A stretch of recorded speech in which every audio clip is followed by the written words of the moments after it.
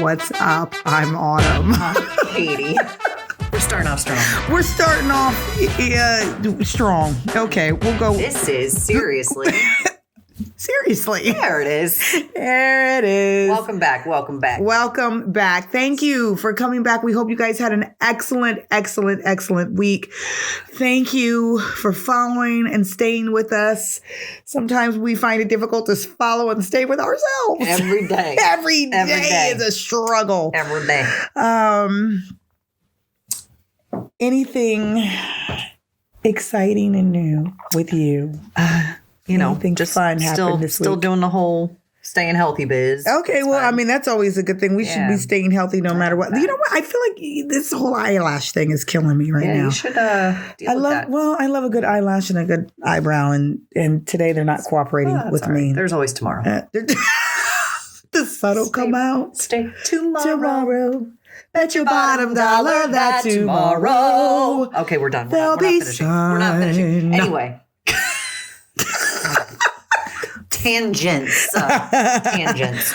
My middle name. Outside of the week, like I am on day 12 of, I had been plant-based diet before, but I felt like I just wanted to move back to it. Okay. And so I did, and it's incredible. Why? Why would anybody want to eat just plants? Besides the science behind it, like there's who cares about science? Actual science. What is the science? You know, that's going to be a whole other episode about food and you don't have to get all into it. Just give me a cliff notes. Gist. The phytochemicals, the phytonutrients that you can get from plants. Gist. I know, I'm just saying, that is the gist. Your skin, your Thank hair, you. That's the cliff vision. notes. That's the cliff notes. I found that my eyes are better when I do it. I feel like I might, You're still wearing glasses. I can fly. No. I can levitate approximately 0.6 inches off the ground. I am kidding. I know you are. Everything just kind You're of a liar and a coward. Self-regulates your hormones. You still have glasses on. I do. Well, I'm blind as a bat. Well, then I have to use echolocation, like, and then I can find objects in the room so I don't run into them. I am not okay with anything that just happened. I was like, no. Autumn, found her. It was all about resonance. Anyway. No. Plant-based does not sound exciting to me. No, it's delicious. Funny story. It's not delicious. Funny story. I need meat. Get this. So I didn't trick. And potatoes. Well, potatoes are okay. I can eat a potato. You can eat a potato? Yeah, I don't think, when I think plant, I think like lettuce. Anything. So you still gotta have carbohydrates. You still gotta have Okay. So that's in there. Sweet potatoes preferably. White potatoes just as fine. Yeah. Especially if you're thickening stuff or whatever. So last episode we spoke about men and how I prepare meals for my husband. You said it wasn't a relevant story. Clearly it was. Yeah. So anyway, I sent him to work with meatballs and a marinara sauce. And he sent. Were they plant-based meatballs? Oh my God. They were. That's such a disappointment. I would be ready to punch somebody in the face if they gave me fake meat. Here's the kicker. He had no idea. There's no way. He goes, those meatballs were really good. There's no way. He goes, that sauce was really good. There was no sugar in the sauce. Oh my God. It was organic. Everything was from scratch. That is love. Meatballs are frozen. He goes, those meatballs are really good. Can we get those again? He goes, did you make them or did you buy them? I said, no, I bought them. They were frozen. He goes, really? What brand? I was like, Garden. And that should have been like your clue. There ain't no meatball called Garden brand. And he goes, what? You know what? He is lying. No, I swear. Okay, then his taste buds are like. He's like, this fool been making me eat plants for the last week and a half. I had no idea.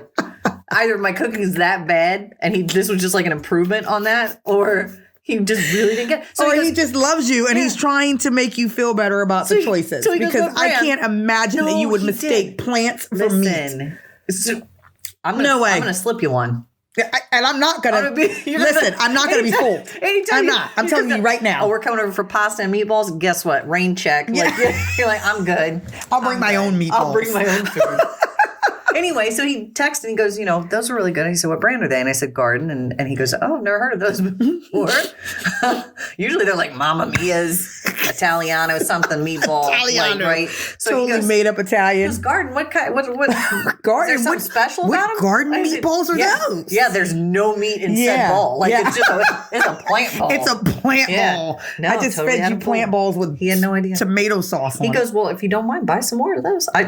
Cannot lie. Cannot lie. Where did you buy said Food plant Lion, balls? the grocery store in the frozen section. Well, I mean, I didn't know if it was like you had to go to like a no Whole specialty Foods store. or- No, dude. Okay. Yeah, ain't no Whole No, Foods I don't close. know. I I'm wish. just- I wish. but Wegmans, I don't know. No, Food Lion's where I always go, but that's where they work. Oh. So, yeah. Interesting. Yeah. Were there like 9 million bags there because no one's buying them? Guess what was not out of stocks? Thank you, coronavirus. Guess what was not? None of my plant-based balls. None of my plant-based food was gone. Frozen pizza's out. Yeah. People be eating Because pizzas. regular people are eating normal food. It was almost like the Super Bowl is taking place for the next 2 weeks. Not the coronavirus. It might be. Who knows? Social distancing, people. Make sure. Social God. distancing. Wash your damn hands. Yeah, oh my God. Anyway. So Yeah. I have, last week I gave you options about Oh, yeah. stories. So we're into meme. We're into the meme. Yeah, I'll tell you the meme story now since I didn't tell you that one last week. So can I first say this? If you use memes, no, you don't want to take ownership of this. What I'm going to say to communicate your real feelings. You're a jackass. Still me. Stop it! I need you to grow up and use your big kid voice. Is it me? Okay. Listen. Yeah. No, it's okay. Listen. I think you're talking about GIFs. No. I'm talking about memes. Okay. So the stationary ones that don't move. Exactly. Yeah. I know what a meme is. I don't. Clearly. I mean, I know the difference between a moving one and a non-moving one. No. Okay, I'm so talking about where it's got like the quotes on it. Yeah. Okay. Okay, using those. Exactly. I I know where said you're don't going. take ownership of that. No, I see. You 'Cause mean like you're- inspirational? No, not inspirational. Oh, just in general. When you want to like I'm sad. passively aggressively Oh. tell somebody that, you're mad at them. And so you post a stupid meme.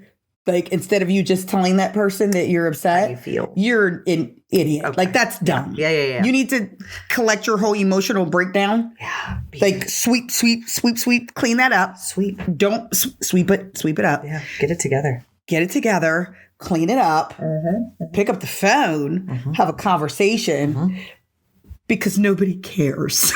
Oh. Nobody cares about your social meme aggression. That's stupid. And more people are doing this. And I find it to be ridiculous. So here's my thing. Listen, Mary. Oh, here it is. Mary's back. So I listen, I get a call from Mary, and we're going back and forth. Arguing or just No. Okay, No, just having a conversation. Just having a conversation. Gotcha. And I say I shouldn't say phone call. I get a text message. To me, phone calls, text messages, whatever, communication, phone communication. Yeah. So I get a text message, and the messages are perfectly fine. Like they're going through, and everything is everything. And then of course, apparently there becomes a misunderstanding. So I say a joke in this conversation. Text messages are like the devil, because obviously whatever mood the person is in when they're reading the text message, every text message is filtered through that voice, right? Yeah. So I'm like over here like cracking up, like, this is about to be hilarious. And then on the other end, Mary's like, this mother. You know what I mean? I'm like, whoa, this escalated quickly. Time out. That got out of hand. Whew, we are over the cliff. We went from a 4 to a 10. No, like a 20. like a 45. Okay. Yeah. A lot. Yeah. By 45, I mean like a gun. Okay. Oh, yeah. Yeah. Oh. Bang, bang. No. Okay. That's still not right. Yeah. It's a water gun. It's a water gun. As long as you're not using your thumb this time. Yeah, no, I'm using my your actual trigger my finger. pointer finger. Got it. Yeah, my trigger finger. So anyway, so this conversation goes left, and she gets pissed off, and I'm like, oh, my bad. Like, I don't really know what just happened here. Like, okay. I was like, I'm kidding. Like, so I'm going through this whole trying to like calm her down, because I don't really know how we got here. I'm like reading back, trying to figure out what the heck was said here. It was funny. Yeah. And like one text message ago, you were LOL. That's how you also know people are lying when they put the LOL. You're not really LOLing. I mean, I usually am. I am, but a lot of people are. Yeah, a lot of people aren't. Okay. So anyway, fast forward. Yep. I'm scrolling through. So she stops talking, right? She's like, have a nice life. That's the text message I get. I promise to God. Well, not have a nice life, have fun. Have fun. Yeah. Same thing. Yeah, it's basically the same as have a life. So anybody who knows me knows that stuff don't faze me. No. I don't care. I really do. I really go, right. Well, you're stupid. Yeah. And I put my phone down. I keep walking. Like, it doesn't hurt my feelings. Yeah. It doesn't, it's not going to make me apologize. It's not going to make me. If you haven't clarified, like, I don't care. I honest to God, like, this is not even like trying to be funny. I honest to God don't care. If you want to affect me, I can. Don't say it. Don't give people. I'm not going to give you. I'm just saying, like, I myself would need to figure out what that would be, because stuff like that just doesn't faze me. Okay. What happens is you become a story for my podcast. Facts. Factuals. Okay. So what's funny is that by the time this airs, we'll probably actually be like, she'll be over it and we'll be fine. I sure hope so. Yeah. And then I'm going to have to tell her, oh yeah, hey by the way. Episode 5, totally, by the way. Yeah. All right. So, anyway, so she's like, have fun. I'm like, okay. I am. Yeah. And then I actually laid down and went to sleep and probably was snoring. But anyway. Yeah. So, but before I did, I'm like scrolling through my social media, just, whatever. And she posts this meme that's like literally within seconds of our conversation. They said Johnny on the spot with the meme. Yeah. People were, yeah. There's probably like a folder. Probably. Sad memes. Right. Pissed off memes. Angry memes. I hate you memes. A jerk meme. Yeah. Got a whole bunch of folders. Yeesh. Okay, yeah. Continue, well, she pulled from I guess this meme could have been in a bunch of different ones, but she pulled from the meme of, we're getting to, wait, you don't tell people, you don't have to tell people what you mean or explain to them what you mean. We're getting too old or something like that. Something about, just walk away from people. We're getting too old. That's what it is. Just walk away from people. We're getting too old to have to explain things they should know. And it's like got this person that's like looking off into a sunset. Yeah, like walking away, looking off into the sunset. So I laugh. That is intense. No, it's not. It's funny. Intense. No. So I laugh. You know why? Because that didn't even give me a paper cut. You're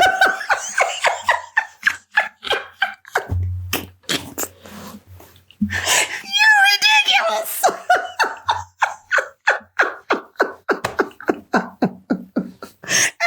Time for it. Yeah. Listen, we've been friends for too long. We are 40 years old.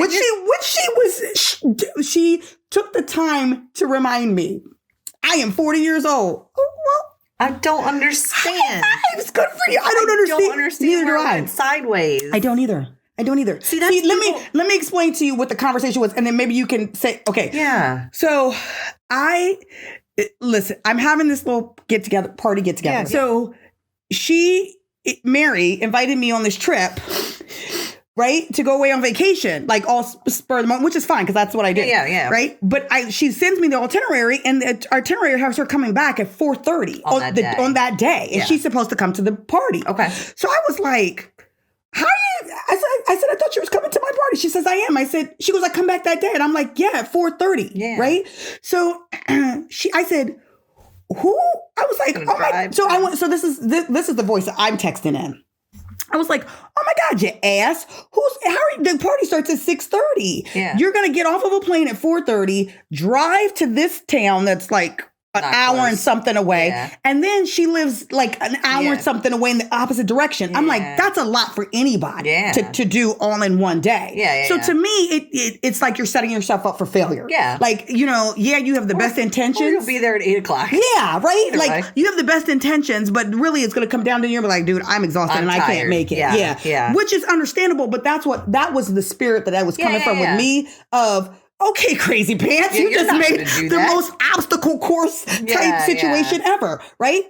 So she hones in on the fact that I said, okay, you ass.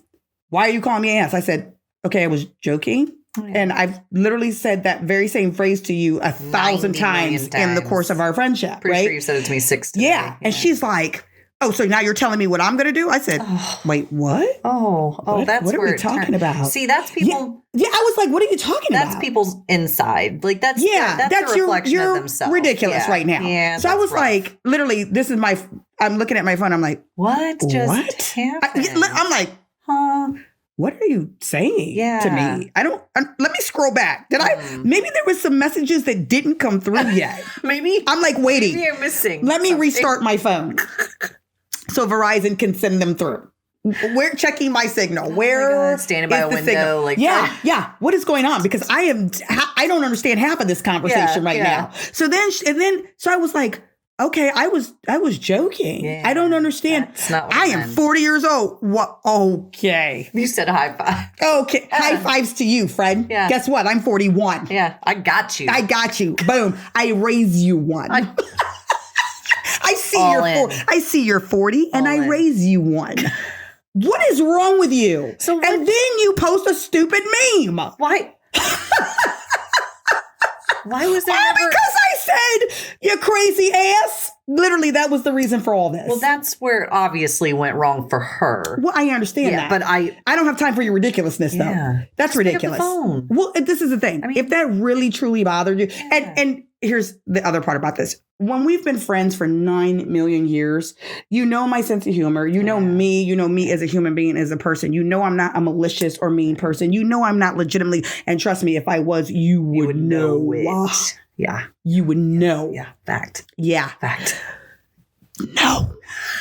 She know good and well I didn't seriously mean that. Yeah. So for you to take it to Mach 9 million, and then when I sit there and I say to you, I'm joking. Yeah. What is going on with you? Yeah. And you go, have fun. So I guess she ain't coming to my party. Jesus God. And she sent a crazy meme.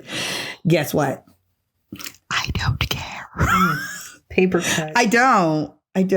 That's the honest to goodness truth. I don't. I love her. That doesn't mean that we're not friends. And we'll be good next week. Like, we'll be fine. But that kind of stuff, like, legitimately does not faze me. Somebody was in she clearly is. And that's what I said. I was like, I don't know what kind of mood you're in, but I sincerely hope that you enjoy your trip. Yeah, this wasn't anything to make that big of a deal. It really wasn't. No. That's what I'm saying. No. But the meme was actually kind of retarded. But it made me think about how people do that. Yeah. How it's like so ridiculous that you are using memes to communicate your feelings.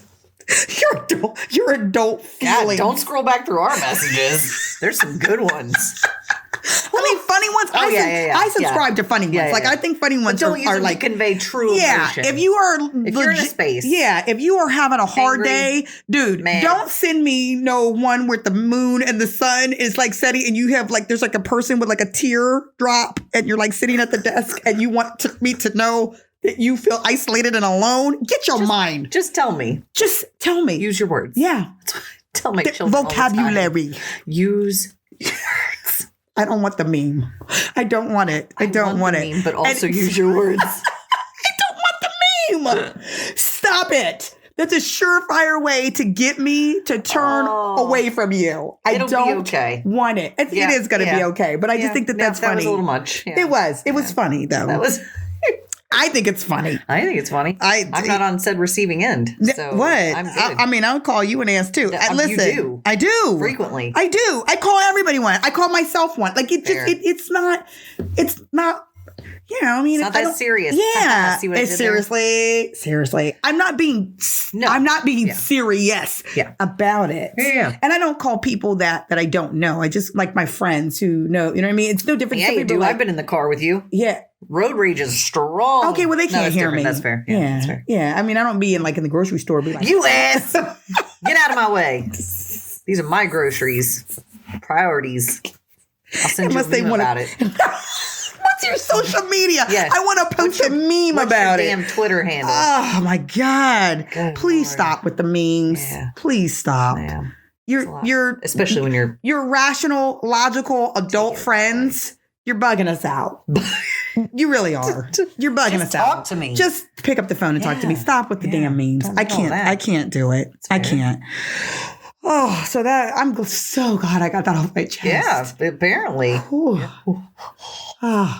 It's, you know what this is? This is like a group dissemination of messaging. Yeah. That I can say it one time to everybody. And now they know. And now everybody knows I don't like memes. Now I'm going to be bombarded with them just because those are the kind of friends I have. That every single thing, they're literally going to have. Is all conversation. The whole conversation is going to be in memes. Done on it. Emojis. And I am so angry at myself. I'm going to use this one a lot.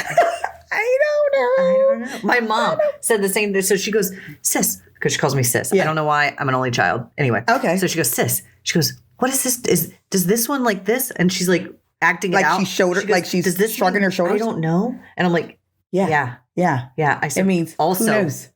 I don't know means I don't know. You could also use those 3 words. You could also say that. It's not like you're condensing a paragraph in MLA format like into an emoji. I don't know. Yeah, this is kind of the but it makes joking. It fun. It makes it fun. I don't know. It makes it fun to send a little picture emoji. She's funny. It goes, she's so funny. My shoulders are shrugging. I mean, it doesn't even do all that. It's just literally. I know. It's just arms, hands in the air. And a little head tilt. Yeah. Actually, I think it would be fun for you to take pictures of yourself in those emoji things and send the photos of yourself. Oh, we're doing that. I'm going to do that. Send the photo of yourself. Just like, I don't know. And you're like, with your thumbs up. You be the emoji. Then I can see your face. Then you know what I know what it is. Then you know what I'm feeling. Yeah. So I think that would also be a solid idea. I dig it. Okay. So moving right along. Everything that we just talked about has nothing to do with what we're talking about today. That tends to be the running thing. Except for my mom thing. Like that. That ties in. That kind of, because she's a parent. She's a mom. Yeah. But anyway, so we're talking about parenting today. And then like half of our audience is like, and I'm parenting. And I'm out. See y'all next week. Deuces. Talking about parenting. I'm out. And not like we're... I think every parent's a friggin' expert. Like, that's where we come to this. But no, the topic's a good one. The topic is a good one. Humorous. I think, actually, I don't think it's humorous. Mine is actually, yours is funny on your side. Mine is actually kind of serious, emotional. Oh, when you're failing as a parent. I mean, but are you failing, or is that just your thought? But we're gonna get into. We're gonna get into it. Yeah. Okay. Because I think that there's a lot of people who legitimately feel that way, or have felt that way, or will feel that way. If you're a parent, at some point in life, you're going to feel that way. Yeah. If you care about the type of parent you are. Fair. So let me say it that way. Yeah. There's some people who are like, whatever. Yeah. Get these kids. Yeah. They eating. One day they'll get out of here. One day they'll get out of here sooner rather than later. Yeah, that's how I feel right now. Well, we all do. Yeah. Please. Story for another day. But anyway, so the topic of discussion today is I feel like I'm failing as a parent, or when you feel like you're failing as a parent. Yeah. So I guess I don't really have an opening story, so to speak, with this, as much as I guess I just wanted to give like maybe a little background history. Okay. On the parenting journey, so to speak. Journey. Yeah. So, I mean, for myself, I have 3 children. Okay. My oldest is 21. That's my daughter. She's my only daughter. And she'll be 22 in April. Right. Shout out. What? Happy birthday. I know. Almost really close. Almost. I have a 17-year-old son, and he'll be 18 in November. And then I have listen, I can't remember. Oh my God. Or 12. I think he's 12. One of the two. He'll be either 12 or 13 in July. It's not like you have 19 children. It's terrible. He's literally the youngest. I know. That's the problem. I know. I feel bad. But you know what? A lot of parents can relate to that. They're like, how old are you? After the second one, you just forget. You do. It's just like, oh my God. You're it's old-ish. He's like, you'll figure it out. He's either 11 or 12. I believe he's 12. We'll have to ask him later. I am going to ask him later and be like, how old are you again? All right, but he'll be like, I can do it like on the sly so you don't feel so bad. No, actually, they're used to that kind of stuff. They are totally used to it. It's funny. My middle son, okay, this is kind of a funny story when you're failing as a parent.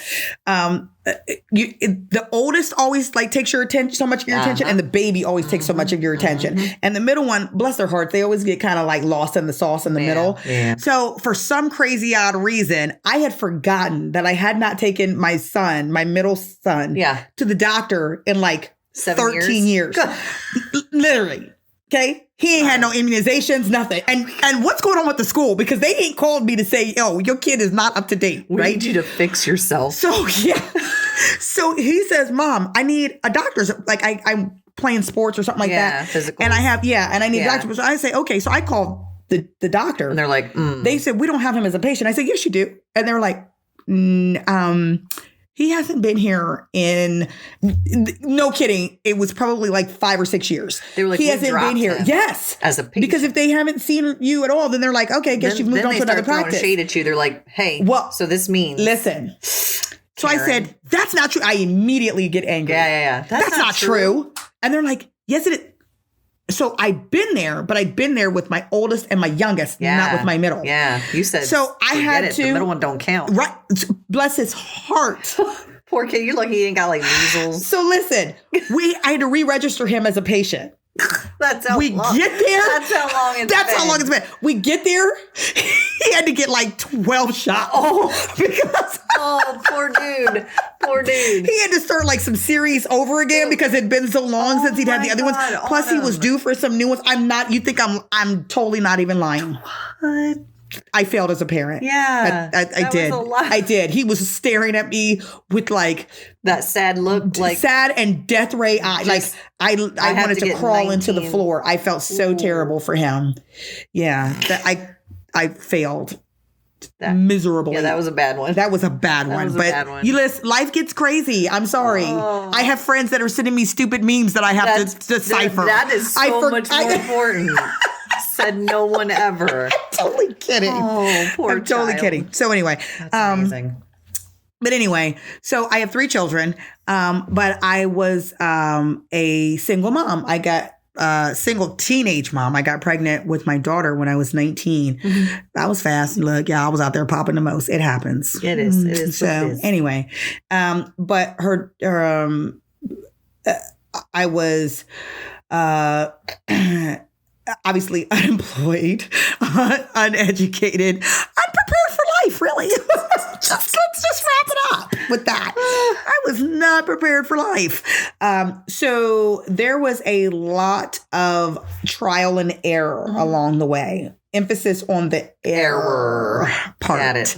Okay, lots of mistakes. She and I really grew up together, if you will. Yeah. And then the boys came. And the boys came, obviously, in very different situations. My children are 5 years apart. And they came in under different circumstances and conditions. However, still, sometimes you make decisions way back when, and then the consequences of those are years long. Yeah, you know what I mean? Yeah. So they get better, or you get time separated away from those things, but you're still kind of living under the ripple effect of those decisions. Yeah. So there were plenty of times that I felt like I was failing as a parent, or had failed as a parent because of those decisions that I had made in my youth. Yeah. When I was 19, 20, 21, 22, whatever, right, that I'm now facing and answering in my 30s. And unfortunately, my children are also answering for. Yeah.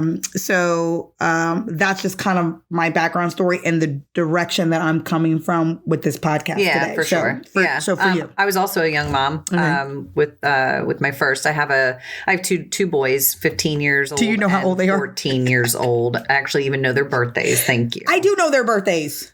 Then you should be able to do quick math. Figure it out. You're right. Go ahead. I feel like a lot of judgment. This is a no judgment zone. Except for this. Can I be me? Can I live my life? Can I be me? One child at a time. Anyway. So 15 years old, 14 years old. The youngest is my stepson, but we call it bonus son and bonus mom. That's not even a thing in our house as far as like step parent stuff. Yeah. We have a great relationship between the other families and ourselves. And so it's been really awesome to have such an expanded and blended family. Which makes things so much nicer. Oh my God. So much easier. They live close. We do our thing. Like everybody gets along. Christmas holidays. It's never a push, pull, tug thing. Right. It has been such a blessing. Lesson to be learned in that. Yeah. If y'all out here battling in the streets, y'all wasting energy and time. It's just so much wasted effort. It's never about the adults. It's about those kids. Yeah. So that's been a real lesson, like growing up and being together as a family. My husband and I got married when both of the children were fairly young. Okay. So it's been no thing. They are like brothers. They are thick as thieves. That's been really good. But I was 22, just had my 22nd birthday when I had Chase. Had no intentions of becoming pregnant. Right. Had no idea that this was even going to be. It was literally a surprise. Yeah. And exciting one. Without getting into too much detail, like there was precautions that were being taken to not have said child. Oh, well, he was meant to be. It was apparently it was in the cards. Yeah. So he definitely was and we love him. a blessing. We do now. Yeah. No, I'm just kidding. No, we've loved him. Yeah, we've always loved him. Yeah, so I think that was a different time in life. Like you said, there were decisions that were made and things that happened. And now that we're adults, or more adult-ish, if you will, that definitely kind of defined and shaped what parenting looks like now. Yeah. I think the other part of this, and I'm sure we're going to talk about this, maybe we're not, I have no idea, I've not seen your notes, is I believe that your parenting style comes from what you've seen initially in the beginning, and then either things that you liked about it, things that you didn't like about it. So you're not going to do those things. Right. And then just kind of winging it, right? Like that's literally like it's like jumping out of a plane without a chute that works. You're Step like, I'm one, gonna figure this out. Try and see what happens. Pull on some stuff, see if it works. Maybe the chute will open, maybe it won't. Maybe I'll plummet. I don't know. But like that kind of We're going on this ride. We're gonna see what happens. Strap on, kids. Come on, let's go. See what happens. Let's go. So yeah, I think that there are a lot of lessons that were learned early on. And choices that we made outside of the fact that we had a kid that really felt like failures. Yeah. That were failures. Yeah. But, everything's a lesson. So here's the thing. So I think today a little bit different. Mm-hmm. So we normally leave the motivation towards the end. Start off with it. Oh, God. So this is one of those topics, though, that I think, in all honesty, and I have some friends who are obviously a lot of my friends are parents. Yeah. And some of them are single moms, or some of them are in some spaces where they did not anticipate or plan on it. Yeah. Yeah. And we have very real conversations that end in or are surrounded by, tears and legitimate feelings of failure. Yeah. So I think with this conversation, I really want to have motivation along the way, and not at the just at the end, because woven in and out of it, because it is important, and it's important to know and understand that you are not by yourself in this at all. At all. And that you are supported and loved through that, and that there are ways to be able to get through that, and that ultimately you're not failing as a parent. You know what I mean? Learning. I think that it is learning. Yeah. It's a growth. When you know better, you do better. Yeah. And being able to recognize. Yeah. Yeah. So, and I think that's why was kind of important to start off with where we're coming from with that. I think I want to say that a huge part of where my thought, and I think that this is a huge part of where a lot of women's feelings of failure come in, is you get pregnant and you pick that dude. Right?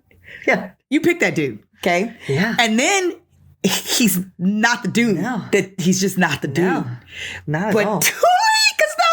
Baby with that dude. What? Yeah. And now I'm stuck with him. Mm-hmm. And so that's like form or fashion. That's like feeling like mistake number one. Yeah. You know what I mean? Yeah. I made this decision to get with this guy. Yeah. Now there's a baby. Yeah. And we are like in it to win it. Going at each other's throat. Like it's a problem. Yeah. For a lot of different reasons. It's a problem. Yeah. Whether you guys were married, whether you weren't, whether it was good, whether it wasn't, it's a problem. Yeah. Okay. So for me, that's a huge part of where some of my issues came in, is picking relationships that were not healthy. Yeah. And that's a whole nother story as to why I picked said relationships. Yeah. But I did. And that's something that I have to be accountable for. I have to own. I pick that man. So when he turned out to not be the things that I want or needed him to be, that was my decision. Yeah. Right. Yeah. So now when my kids are having to be engaged in whatever is or isn't happening between me and this other individual, me and this person, that becomes feelings of failure on my part. Yeah.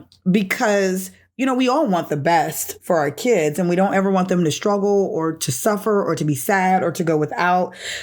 We obviously ourselves don't want to feel that way. And so initially early on, I was making decisions that were protective of Autumn. Yeah.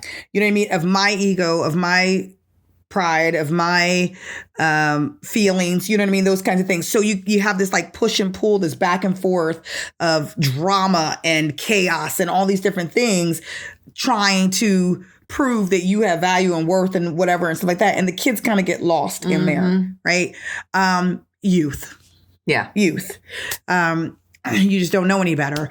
And that doesn't ever really fix the situation, and it tends to make the situations worse. Yeah, for sure. Right? For sure. And so it wasn't until I started getting a little older and started realizing how out of control things were that I had to stop and go, okay, look, okay.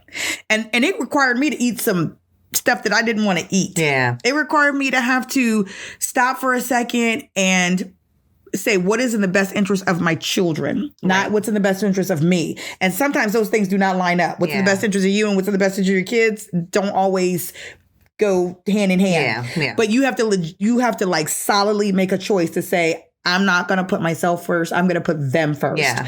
And that's hard when you're a young mom. It's extremely hard because you don't even know what that looks like. To figure out who you are. Exactly. You don't know what you want necessarily outside of your kids. You don't know what you want for your kids. It's really that weird space where you're like, man, I really didn't live a whole lot before I had these children. I didn't live. I didn't get to figure out who I was or make the best choice. I didn't get to learn from those mistakes. And now I got other individuals that are counting on me. Yeah, that are also not only counting on me, but paying for that mistake along with me. And they don't even know it. And they don't know it. Yeah. Ooh. So it required a lot of, I mean, it was painful. Yeah. But I think the first thing, and this is the first step of motivation that I want to throw in here. Yeah. The first step was I had to forgive myself. Mm-hmm. And that's a very difficult thing to do when you are, especially when you are still in the midst of chaos. Yeah. You're in the midst of the drama. You're still currently paying for the bad mistake. Yeah. Whether it's you're in and out of court, you're in and out of arguing with somebody, your kids are being pushed and pulled, you're going without. Yeah. The kids don't have whatever it is that they need or whatever the case may be. You're currently in the midst of the consequences of that decision. It's very difficult to forgive yourself for getting in the situation to begin with. Yeah. But you have to, or you won't get out. Yeah. Yeah. And I think it becomes an emotional vicious cycle of almost like perpetually feeling like I deserve this. Yeah. Yeah. And 100% agree with that. Yeah. And I think we have very similar stories, but they're also so unlike, right? Like, so the different circumstances that we've had ourselves in as young moms. But it's common themes. Yeah, for sure. And it all comes back to how you felt about yourself. Yeah. And when you're in that moment trying to get out of that, you're like, man, I don't deserve this, but your kid deserves better. Exactly. Yeah. Exactly. Yeah. But you do too. Oh, absolutely. And that's but I think in order to see that part, like you're talking about forgiveness of self, if once you're in that space where you're like, man, you realize, okay, now I got to do something to change because my kid deserves better. Yeah. You'll get to that. I deserve better too. Also. Yeah. I think that's kind of a catalyst to get you there if you don't get there before then. Right. You know? Right. But, and like I said, I think that's really, really difficult. Yeah. It's really difficult. Mm-hmm. You almost feel like you don't deserve peace. Yeah. Especially if your children don't have peace. Yeah. Right. Yeah. But it's almost like one of those, like on the plane, you got to put your mask on first before you put the mask on somebody else. Yeah. You know what I mean? Yeah. So I have to get myself into a good space before I can get my child into a good space. Like there's no such thing as I'm going to be able to get you healthy if I'm not healthy because you are not exhibiting health. Yeah. You know what I mean? Nothing that you say or do or look like is going to be healthy. Exactly. Yeah. You're going to be the exact opposite. You just put on this clown face like do what I say, not what I do. Yeah. And you look all distorted and weird. Like, you know what I mean? You have to exemplify and actually show your kid, sometimes mistakes happen. Yeah. You're going to make mistakes. We all do. We're human. Yeah. Forgive yourself. Pick yourself up, dust your knees off, and let's keep it moving. Go. And we do this together as a family and as a unit. Yeah. Right? Yeah. So don't be so hard on yourself. Don't be so hard on yourself. Yeah. I think that's going to be across the board, also ties into everything that we're talking about today too. You know, give yourself some credit. Yeah. Like it's hard. It's hard enough being a parent in a 2-parent system. It's hard being a parent, single parent system. It's hard being a single parent with no support. It's hard being a parent with a single parent with support. It's just hard. Every circumstance, parenting is difficult. Hard. Yeah. There's gonna be challenges. Have kids, they said. But be easy. It'll be fun, they said. Be fun, they said. But give yourself some credit. Give yourself give yourself love. Give yourself patience, and forgive yourself. She's not wrong. Like that. That's huge. If you make a mistake, it's okay. It's okay. It's okay. Those kids will live to see another day. They are resilient. They are. And they are gonna see past all the other junk. And in the end, love wins. Like that's where. And it does. Love never fails. Yeah. And that's the other part about it. I think people. It's two ways. They give their kids more credit than they deserve, and they give them less credit than they deserve. So, on the one hand, let's not just be out here winging it, making mistakes just because and go, these kids are resilient, they'll be fine. Be all right. They'll be all right. Shake it off, rub some dirt in it. No. Okay. But on the same token, you don't give your kids enough credit for the fact that they just innately love you and want to see the best in you. Yeah. Regardless of what you are or aren't, what you feel like you deserve or don't deserve, your kids want to see the best in you. Yeah. And if you are honest with them, and that's what I learned. Okay, let me just kind of move into my next caveat with that. I grew up in a household where we just didn't talk. We just didn't talk. Emotions were not allowed. And so I never saw, I was raised with my dad, but I never saw my dad as a person, if that makes sense. Okay. I think as a parent, as a child, there's this day where it's just like they're mom, or dad, like almost like this just entity that's functioning. And then one day you look at them and you're like, oh my God, they are a man. Yeah. Or that's a woman. Yeah. And they have, they have body image things, and they have goals and desires and dreams and sadnesses and fears and all these different stuff. But you never even think about your parents in that light. Right. They just are always like this source of food and shelter. And, you know what I mean? Well, that's my mom. She's supposed to do that. You never think about the fact that, I actually have the ability to hurt. My mom has feelings that I can hurt. Yeah. That never dawns on a kid. You know what I mean? So I think that the realization for a kid to realize that their parent is a human being comes by having open and honest human conversations with that child early on. Yeah. That they understand, I'm a human being just like you're a human being. Yeah. I get scared just like you get scared. Yeah. I make mistakes just like you make mistakes. I need forgiveness and understanding just like you need forgiveness and understanding. This is a two-way street, right? Now, obviously not putting yourself on the same level as your kid. Right. You know what I mean? Right. You're There's still the parent. Boundaries. Yeah. There's still boundaries. Still needs to be... Y'all ain't besties. Yeah. The kid is 5 years old. You're 32, and you guys are pounding it out. Yeah, just stop it. But so my parents never had those types of conversations with me where they talked about their failures or their not adult things, but yes, in a transparent way. Right. So I didn't really know what that necessarily looked like. And, but when I got to be, older, and there was again, I had my own kids, and there were certain things that were happening that they were being affected by. It was I was thrust into this situation where I have no choice. I have to talk to my kids about this. Yeah. You know what I mean? They are experiencing this, and I need them to understand, not completely. There's some things that just aren't kid business. Yeah. Right. Yeah, and you shouldn't be burdening your children with things that was what I was going to also say too. And I'm glad you're touching on that now. Yeah. But there's obviously still that level of protection that we need to afford our kids, depending on the age, depending on where they are. Right. You don't want them to feel like they have to pick that up and carry it for you. They don't need to know that you think that their dad is a good for nothing. Yeah. At least not at 2. No. When they get older, okay, whatever. But when 2 years old, leave it alone. Yeah, just let it go. Those are your own feelings. Or financial stuff. You can explain in a different way why food may be hard to come by, or the next meal may not be the easiest. Right. I totally agree with you. I wish I would have done differently. To have those kind of conversations. Yeah, because I was a single mom after my son, he was 3 or 4, 3 when my first husband and I split, and it was really hard trying to explain to him. It was probably 4. Anyway. Guess now who don't know the math. Okay, but I know how old he is now. Okay. Yeah, right, but there's still things that you need to protect your kids from. And it's not about sheltering. It's just about they don't understand that their comprehension at that they're age not is ready. Right. But there's still a way to explain certain things what's to them. going on. Yeah. And to get everybody on the same team moving in the same direction. And like I said, trusting that your children already love and see the best in you. And so when you explain things that are age appropriate and in a way that is age appropriate. And ask, I don't think it's a problem to ask your children to forgive you. Oh, yeah. And I've said, I am so sorry. I recognize that, these things that you are having to live with these certain things.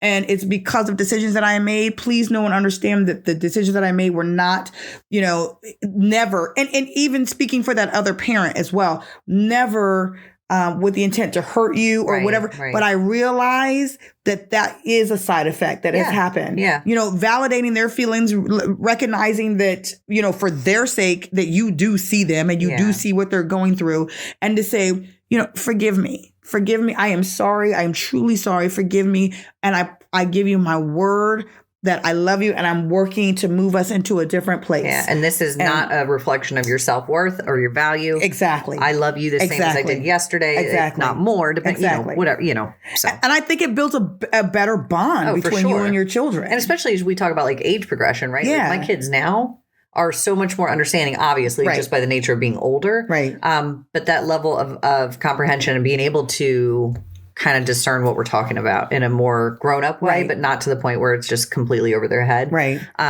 It's crazy to see where we were back when we first started to where we are now and how we handled failures as a parent. Right. And because you are the first example to your kids they're going to see of how to deal with mistakes. How to deal with when you hurt somebody that you love.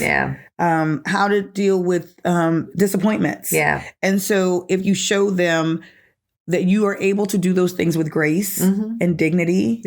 And that you have the ability to forgive yourself. If you don't forgive yourself, you don't teach your children how to forgive themselves. Or anyone else. Yeah. So that is absolutely 1000%. You have to do that. And if you need assistance in doing that, you need to do that as well. Church, therapy. Like, you know what I mean? Go talk it out. Get to the root of some things. Get some help to, pushing yourself forward. But don't just sit there in yourself. Woe is me, crying and upset and trying to figure out. That's what your kids pick up on. Yeah. That's what they pick up on. And then that makes them feel two things. One, that they have to carry it themselves for you. They have to pick it up and run for it because you're not strong enough. Right. I'm not saying that you're not strong enough, but that's just that's what they feel. That's how they interpret it. But also, that is how they're going to behave or perform or act as they get older. It's always by example. That's how we learn.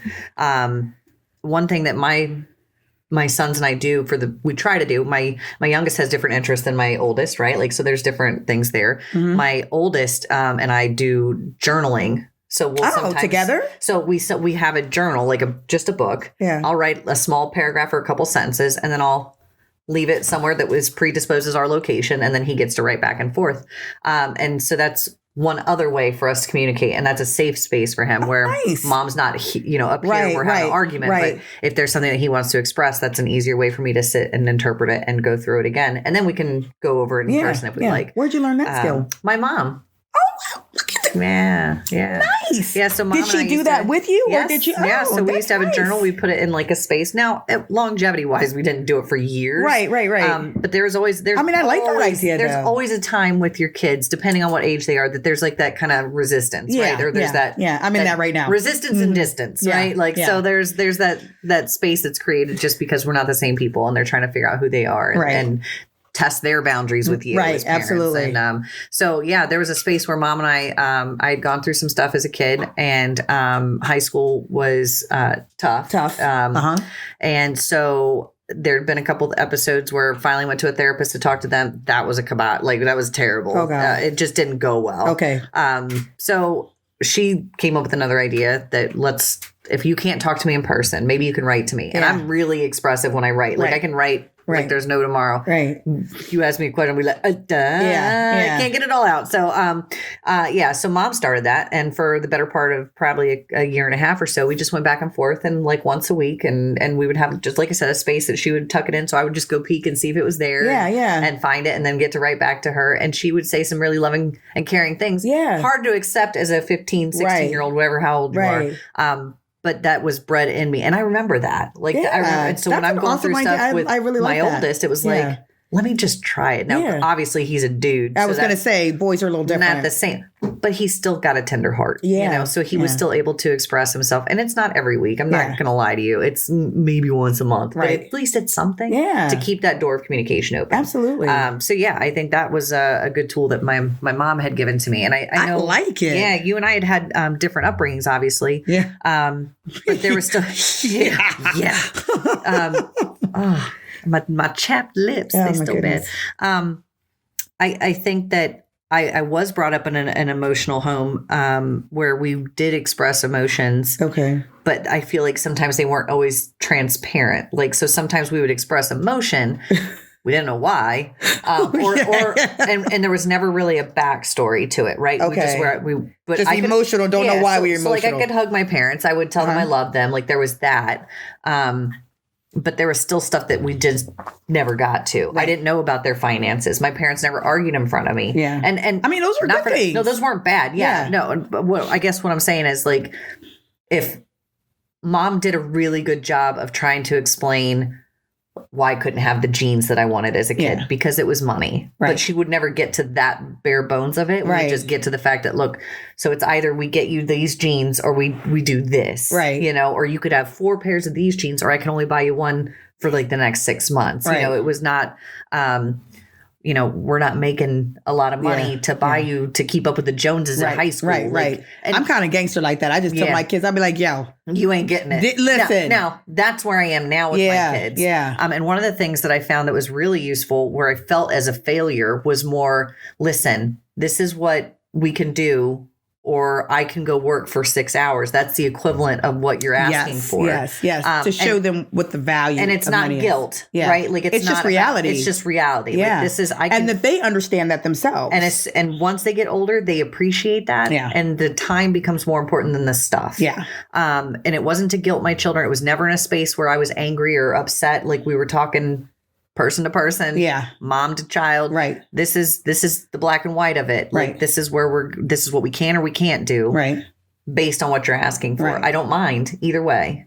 But this is the reality, you know. So and that always feels like a failure. Well, and I was going to say to kind of tie to piggyback on that, it kind of leads into the next point of stop comparing. Nobody is perfect. Stop comparing yourself to other people. It's hard to do. I know. So I'm going to listen, and I'm going to give you one of the main things because it ties into what you're kind of talking about. But there's so many examples, and I'm sure we can get into some of them. But Christmas. Yeah, God. Okay, so God. Yeah, I know. Oh my God. I know. So Christmas is always an emotional, freaking stressful. Bad.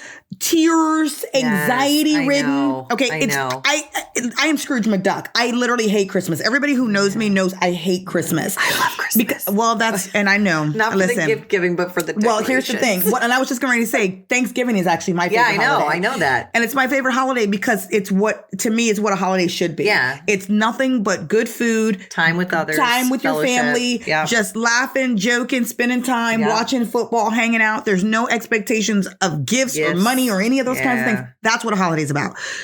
Any holiday that puts me into anxiety about, it's not going to be enough, and my kids, and I'm upset, and they're going to be and I'm in tears, and I got to go fill out paperwork to see if I can get help and assistance with That's not a holiday for me. No. That sounds like hell. Yeah. That sounds like torture. I mean, it is. I know. Yeah. So we have turned this into such a comparison thing where I got to get my kids as much as the next person. Birthdays too, man. But birthdays Christmas for sure. I was going to say not Christmas as bad as Christmas because the next day they go back to school. Next week they go back to school. What'd you get? So commercialized. Or you feel like they're going to have this expectation of waking up and looking under the tree and they need to have mounds of gifts, and if they don't, you have failed as a parent. Exactly what was on their list. Right. Yeah. So for years, for me, Christmas was the worst. Yeah. Like I literally, because I just financially was not in a place to be able to do that. Anything. Right. Yeah.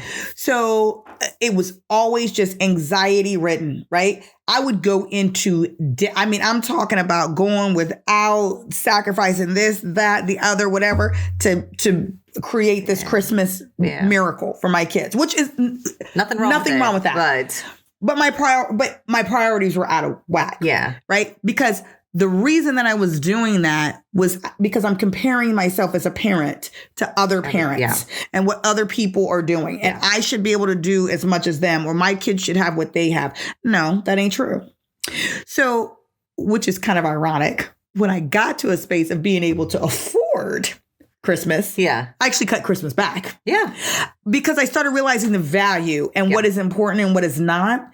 And I said, you know what? And I took my ex-husband right now, but we actually started doing this slowly. It was a gradual effect. It was not like and no cold, Christmas. Yeah, cold turkey. Done. 1 year you got guess what? you got $8,000 gifts to the moon, and tomorrow you got 36 and done. And you're done. Not even putting a tree up. No, we got a Charlie Brown tree. We got a bush. We got the lights outside. They're yours. They're yours. No, but I said, listen, how about we scale them back, right? Yeah. So we just. Because, and it's also, the kids aren't getting gifts just from you. They're getting them from aunts, uncles, grandparents, you know what I mean? All this stuff. So I said, all right, we're only going to do 4 gifts. And then couple that with grandma, aunts, uncles, whatever. They'll have a full Christmas. Yeah. And they'll be fine. Yeah. And then we're going to pay for an experience instead. We're going to do something that for us together as a family instead.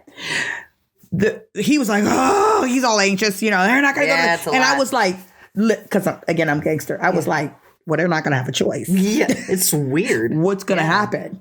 Are they going to riot in the streets? Yeah, what are they going to do? Nothing. Yeah. So we did this, and lo and behold, they were just as happy. Yeah. As they were the previous year with the gifts to the ceiling. Yeah. They were just as happy. Yeah. And so all of that was in my imagination. All of that was just me comparing myself to other people and commercials and society and all this other kind of stuff. What it should look like. Yeah. But my kids were like, fine. Cool, moving. Yeah. Yeah. And then the next year we did slightly less as far as that was concerned. And then it went from more quality versus quantity. Yeah. I buy you 2 or 3 like really, really nice things. Yeah. And that's it. Yeah. And they are like cool beat. Like their list consists of, like, my daughter this last year wanted a KitchenAid mixer, like a bread mixer thing. That's my favorite. Yeah. Okay. Well, that's what she's 21, but it's what let her cook. Yeah. Yeah. Oh, trust me. Yeah. I'm letting her. She bakes bread once a week. So I know.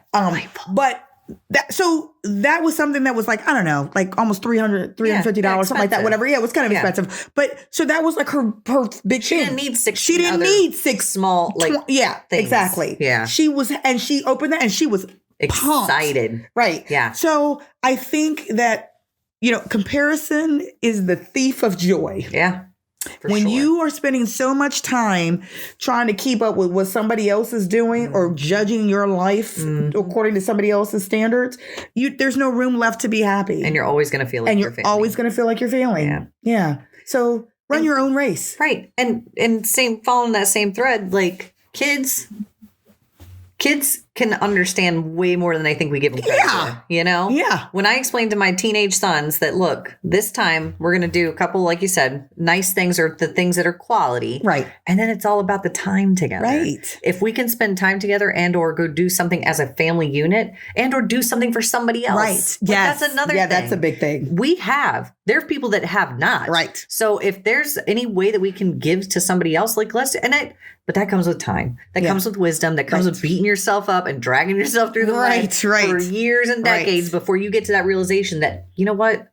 It's not as important as I made it out to be. And they're going to be okay. They're going to be fine. And the lessons that you're teaching them by those things that you're showing them and those examples that you're giving them, exponentially more than getting them 19 things at Christmas. Right. So listen. It's okay. Yeah.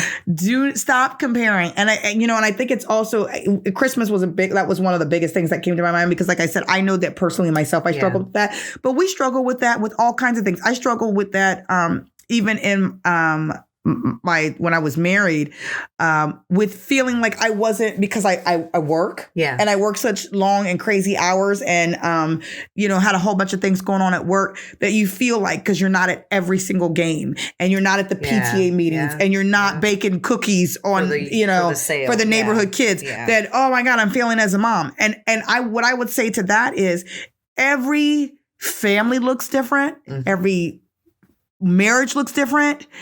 Parenting looks different. Every mom looks different. Every dad looks different. Again, stop comparing yourself. If it works for you and your kids, it's fine. I have a friend who tells their kid at the beginning of the season, listen, I'm only going to be able to come to 5 games this season. These games, This is it. So you tell me which are the most important 5 games, and I'll move heaven and earth to get to those 5. Yeah. But I'm not going to be able to make it to every single one. And their child understands that. And that's what I'm saying. Like, when you have this communication and you're realistic about expectations, people are like killing themselves, running in 50 different directions, hair falling out, stressed, can't sleep, insomnia, freaking wearing sweatpants. You ain't had clean hair in 6 days. Because you're like running like a crazy person, trying to be here, feeling like everywhere. I'm failing as a parent because I'm not at every single activity. Yo, that's and not you have realistic. it's not, and you have a community of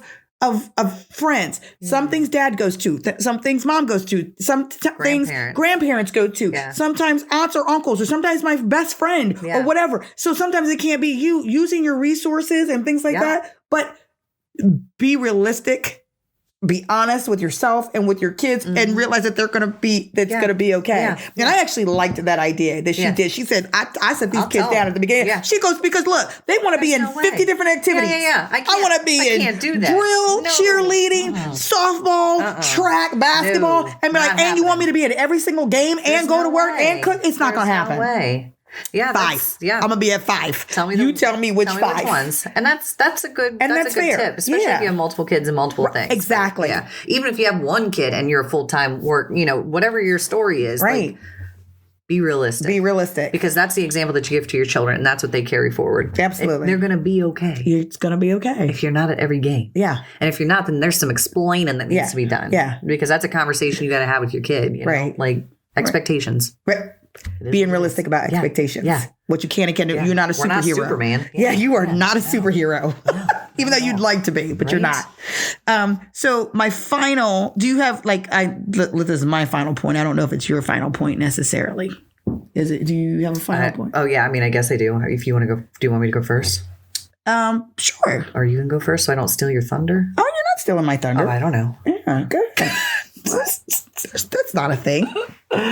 I think the final point is it's more than just a few things, right? So it's a culmination of things, right? Love, above all else. That's going to get you so far with your kids. Expectations, reality versus what they would like to see and or what you would like to see. Yeah. The comparison stuff, this is just kind of wrapping everything together. If you are able to forgive yourself, like Autumn was talking about earlier, if you're able to put yourself in a space where you're forgiving yourself and you're not looking at those failures as a reflection of who you are and what you're worth, and not only as a person but as a parent, that's okay. That's how you learn. That's how your kids learn. And I think that's reality. Like, that's real life. There is no perfect parent. And if you're searching for perfection, I hate to tell you, it does not exist. It does not exist. It is not a thing. We are perfectly imperfect. We are learning every step of the way. There are things that I did that were completely terrible and messed up versus what I'm doing now versus what I did 5 years ago versus what I'm going to do 6 years from now when my kids are out of the house. Yeah. Hopefully. No, I'm just kidding. I said 18. Get out. No. I always threaten the kids that I'm going to move with them wherever they move. Oh, Lord. Fine. I said, we got to I'm not. I'm moving away. Which direction are you moving in? Because I'm going to move in the opposite. I'm like, what college you going to? I'll be there. My major is. No, I'm just kidding. My major is your major. Yeah. I'm weird. We're in the same dorm. I had no idea. No idea. You're going to this school too? Strange. I'll cook for you and do your laundry. No. I think that's one of the big things that I feel like some of us may think but may not always express is we only have so much time to parent. but that's not true. I'm still learning stuff from my parents, and I'm 37. You know what I mean? There's still lessons that they tried to teach me 20 years ago that I'm like, that you're just now getting. I didn't need them. Like, oh, damn. Yeah. Oh, she was right. You look. I understand. I understand hey, now. Mom, I get it.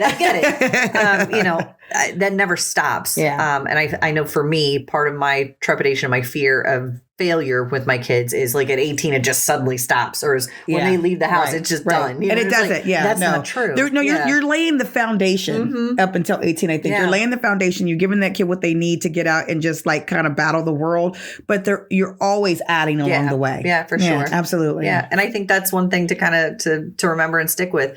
It's okay. We're going to make those mistakes. We're going to feel like we've really been drugged through it. But at the end of the day, they're still our kids and they still love us regardless of what that looks like, messy or otherwise. Right. As long as you're honest, transparent, that's huge. And you have a support system that every single mom, every single dad, anybody who's parenting, I don't care what you are, if you're a grandparent, if you're whatever, you know what I mean? There's a lot of different types of parents. For everybody. Yes, exactly. And every kid. So we're all struggling. Every last one of us are struggling in some way, shape, or form at different times. Sometimes you feel like you're killing it. And other times you're like, I'm literally killing it. Or it's killing me. One way or the other. Oh, yeah. My final wrap up and takeaway again, because look, y'all know I love Jesus. And I also am a firm proponent of spirituality and being connected with that aspect and that part of you, because again, I think it's just such a huge part that we tend to neglect and to overlook, but it's such a fundamental part of who we are as human beings. I think it separates us from, the plants and the animals and all sorts of other different things out there, right? Is our spirit. And so, one of the things that really got me through it's a damn meme. Somehow we circle back to this. You just said you didn't want I know I don't want memes. But listen, somebody sent me one, but this is actually a legitimate one that said something to the effect of if you think that you are powerful enough to have blown God's plan, like you are mistaken. Yeah, no. Like you are not that powerful, everything that you've friend. done, regardless of what you believe in. Right. Yeah. Like it's not enough that you have blown it. Right. And so then it was like, it actually was a reliever, like it allowed me to exhale. Yeah. Because I said, you know what? There's something bigger than me that has already figured in all these dumb mistakes that you made, that I have made, and that I ever will make. Yeah. And he's already accounted for those things and is still working things out despite my nonsense. Yeah. And that I am not the end all be all to be like, well, I blew that. I ain't never getting another chance at it. Like, nope. He was like, no, I knew you were going to make that dumb decision and I've already planned for it. And guess what? I opened up another door for you just because I knew you were going to do that. Hopefully you get it right this time. Yeah. The blinders are off. Yeah. Now you can see. Out. Now you can walk through it. Eyes are open now. Hey, you figured it out. Thank you, Lord. So for me, being able to feel like, again, because I think that it all goes back to how you see yourself as a human being is how you see yourself as a mother, as a friend, as a daughter, as a wife, as a whatever role you play, as a leader. It all starts with how you see yourself as a human being. And if you do not see yourself as loved or valued or wanted or special or important or purposed or destined, then nothing else is going to come together. And a huge part of that, again, is your spirit. And when you know that you are all of those things. Yeah. You are all of those things. You are so incredibly loved. Oh my God. Oh, she gonna cry. She crying, guys. Y'all and valued and important. Yeah. Then all of those other hats fit. Yep. Perfectly for you. Yeah. You know what I mean? Yeah. In the way that they were designed and destined for you. Yeah. And you don't have to walk like anybody else. Nope. You don't have to look like anybody else. Run your race. Do you. You're uniquely you. Yes. Yeah. And that's beautifully beautiful. You. Yeah. Beautifully you. And Jesus loves you, and I love you, love you too. Katie loves you. Seriously, we love you. We do. We do. And you are not alone. Nope. So we just want to leave you on. Are we good on that note? Good. That's okay. Good. Yeah. We want to leave you on that note. Lord Jesus, let me stop before my eyelashes fall off, and that would not be a good look. That would be interesting. Don't do it. We hope that you have a beautiful week. We hope that you are encouraged by this and to know that you are not failing as a parent. Absolutely. You are doing a magnificent job. Better than you may think that you are. Yeah. And do us a favor. Leave us some positive comments and love below for those parents out there. Things that work for you. Yeah. We talked about the journal. Be a community. A community of support. We want to hear those good stories, those positive vibes. Yeah. Put it down below. Let us know what that looks like for you and your family. Yeah. Encourage us too, because we go through it also. Yes, we do. I'm going through it right now as we speak. Weird.